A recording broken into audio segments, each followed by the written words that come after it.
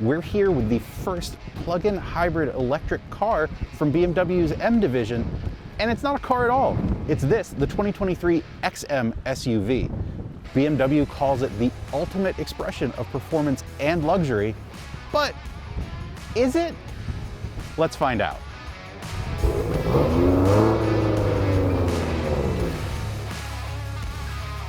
We do have to talk about the way the XM looks.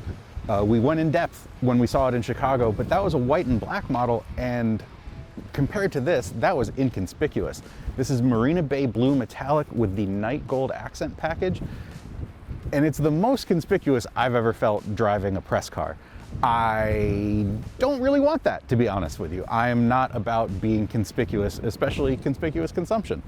But I also got 2 compliments this morning from guys at the car wash and at the gas station. So if you do want this, you can get it. And the good news is that these are no cost options. So this is standard paint color, and it doesn't cost you anything to get the gold accents, including on the gigantic standard 23-inch wheels.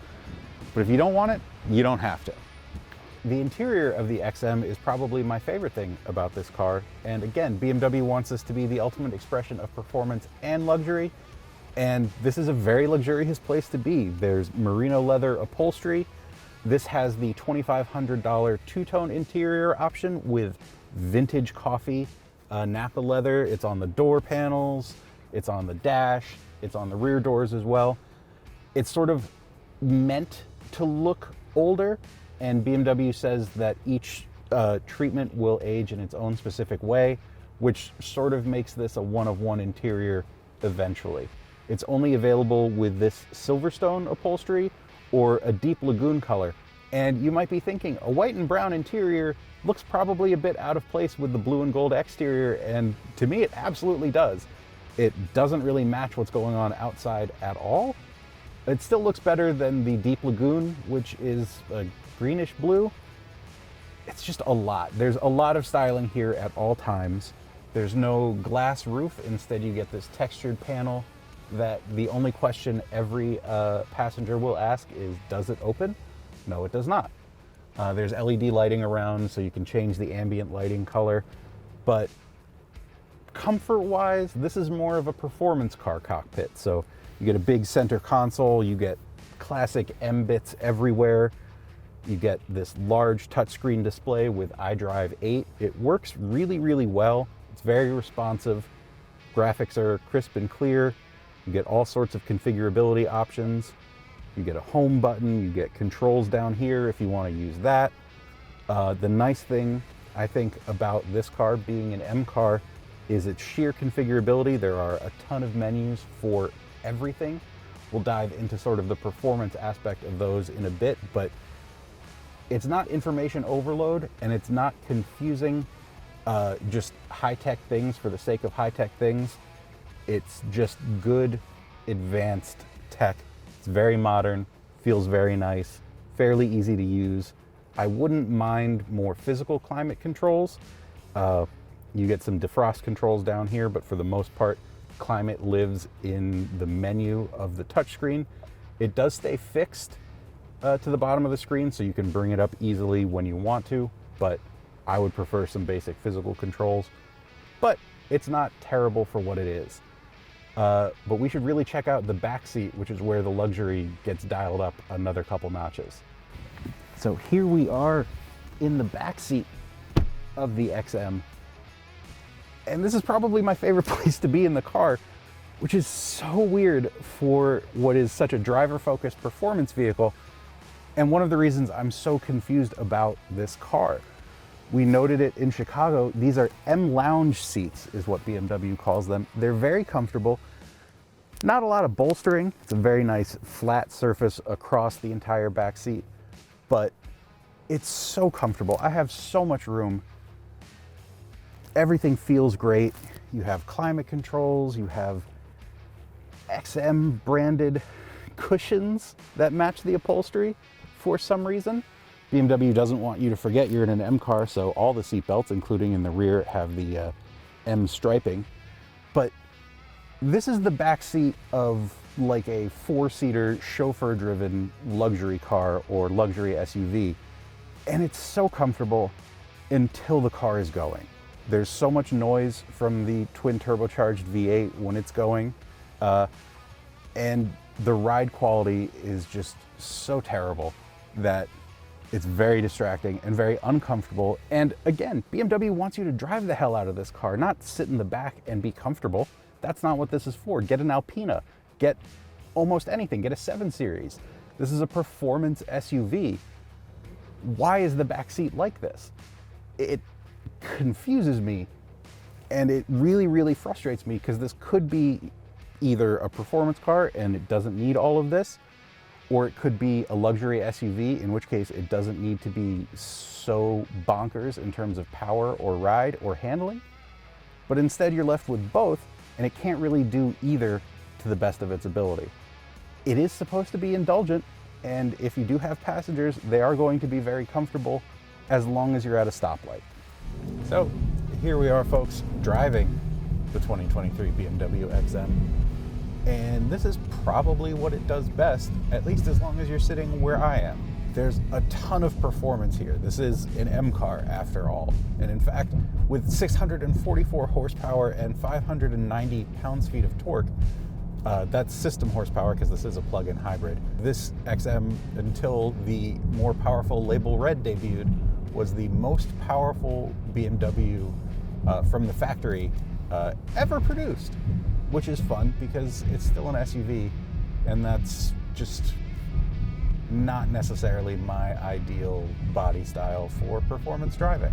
But yes, as I mentioned, it is a plug-in hybrid electric vehicle, so that means there's under the hood a twin turbocharged 4.4 liter V8 along with an electric motor and a battery pack that tops out at a usable 19.2 kilowatt hours. This is my preferred application for plug-in hybrid powertrains as well, which is extra power. BMW says you can get about 30 miles on an electric charge. The EPA rates it at 31, and I have seen as much as 44 miles of all-electric range when I fully charge this. But it would be silly to just operate it in electric-only mode and try to be as efficiency-minded as you could. This is a fun-to-drive car. They want you to use that power. And use it you can. It's incredibly quick, especially for a 6,000-plus pound vehicle. It weighs as much as the F-150 that we owned for a bit as our car of the year. But BMW says that with launch control activated, you can get from 0 to 60 in 4.1 seconds. And given BMW's history with 0 to 60 estimates, that might be conservative. I wouldn't be surprised if this could do it in less than 4. Top speed, as standard, is 155 miles an hour or 168 if you opt for the M Drivers package, which this one has. All-wheel drive is standard. It's a bit rear biased, and you can adjust that to even more rear bias when you turn off stability control. You get a 4-wheel drive sport setting, even though it's all-wheel drive. And that's all paired with an 8-speed Steptronic automatic transmission that works fairly well. It behaves really well on upshifts. One of our editors described it as sort of how he would drive a manual transmission in performance driving, and I think that's a really good way to put it. It doesn't hold on to gears all the way to the red line when you're letting the transmission shift for itself, but in its most aggressive setting, it will go up fairly high into the revs before it upshifts. And it feels nice and sporty. It snaps them off real quick as you go up through the gears. Kickdowns are a little clumsier, not objectionably so, but when you really step on it, it'll do a multi-gear kickdown, and if you're really going for it, it will then do sort of another gear. So you'll get from 8th to 4th and then 3rd.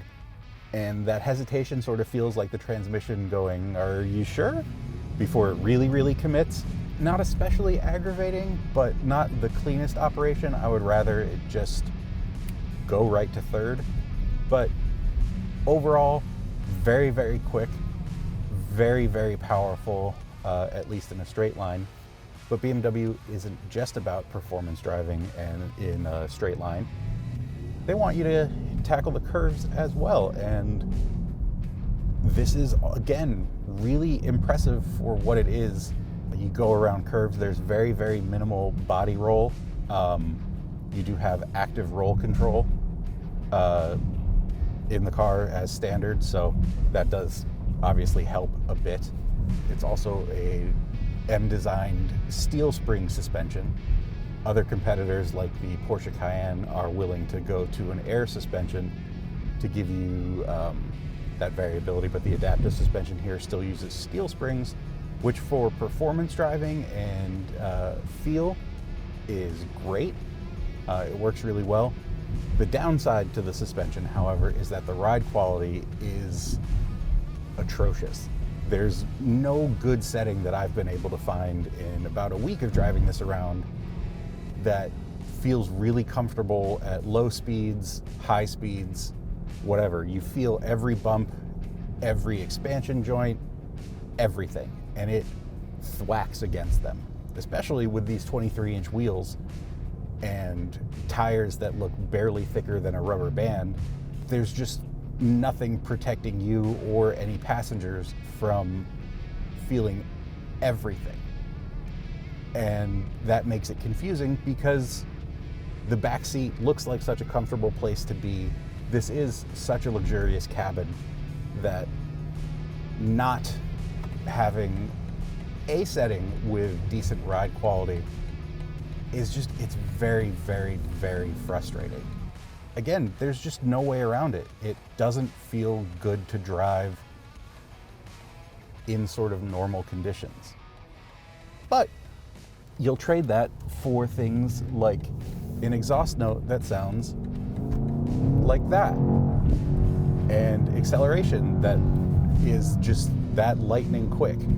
But it's a trade-off, and again, the confusing nature of this car, if BMW had just committed to making this an M performance SUV and focusing on the performance, honestly, the ride quality would have been still notable because it is very uncomfortable, but excusable in a way that, because they wanted this to be a luxury car too, just isn't there.